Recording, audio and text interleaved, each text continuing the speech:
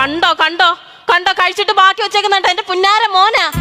രുചിയില്ലാത്തോണ്ടൊന്നും അല്ല ഇത് കഴിക്കാത്തത്. അവന് സമയമില്ല. അവന് എവിടുന്ന് ആ സമയം? ഫോൺ ഉണ്ടെങ്കിൽ ആ ഫോണിനകത്ത് കയറി ഇരുന്ന് അങ്ങ് സമയം കളയും. മാത്രമോ ഒരു ക്രിക്കറ്റും ബാറ്റും ഉണ്ടെങ്കിൽ കൂട്ടുകാരുടെ കൂടെ അവിടെ ഇവിടെ ഇറങ്ങി അങ്ങനെ സമയം കളയും. അച്ഛന് മോനും ഡയറ്റ് ചെയ്യാന്ന് പറഞ്ഞാൽ സമ്മതിക്കത്തില്ല. അച്ഛൻ തിന്നതിന്റെ ബാക്കി മോൻ തിന്നതിന്റെ ബാക്കി ഈ വീട്ടിൽ വെച്ചുണ്ടാക്കുന്ന എല്ലാം ഞാൻ തിന്നണം. കൂട്ടുകാരികൾ എന്നോട് പറഞ്ഞത് സമയം കിട്ടുമ്പോൾ നീ യോഗ ചെയ്യാൻ. അതെങ്ങനാ? മുട്ടയെ കുത്തി ഒന്ന് വളഞ്ഞു കഴിഞ്ഞാൽ തല എന്ന് കയറുന്നത് ചോറും കാലത്തിനകത്തോട്ടെ. പിന്നെ എങ്ങനെ പറ്റും?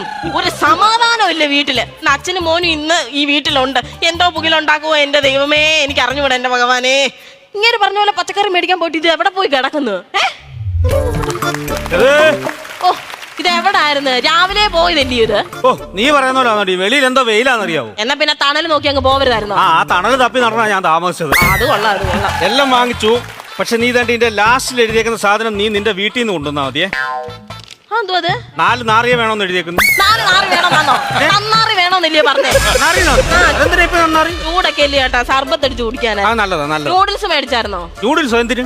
മോൻ കളി കഴിഞ്ഞ് വരുമ്പോ ഉണ്ടാക്കി കൊടുക്കാനാ. അയ്യാ ഞാനും നൂഡിൽസ് ഞാനൊരു പുത്ത തോർത്ത് വാങ്ങിച്ചിട്ടുണ്ട്. അതിനകത്തൊന്ന് നൂലൂരി പുഴുങ്ങി കൊടുക്കവന്. നൂഡിൽസ് ആണെന്ന് പറഞ്ഞു വലിച്ചു കേട്ടവൻ. എന്റെ കുഞ്ഞിനോട് നിങ്ങൾക്ക് ഇത്ര ദേഷ്യം എന്തുവാ? എനിക്കുണ്ട് ദേഷ്യം അവനോട്. എനിക്കറിയാം നിങ്ങൾക്ക് എന്താ എന്റെ മോനോട് ദേഷ്യം.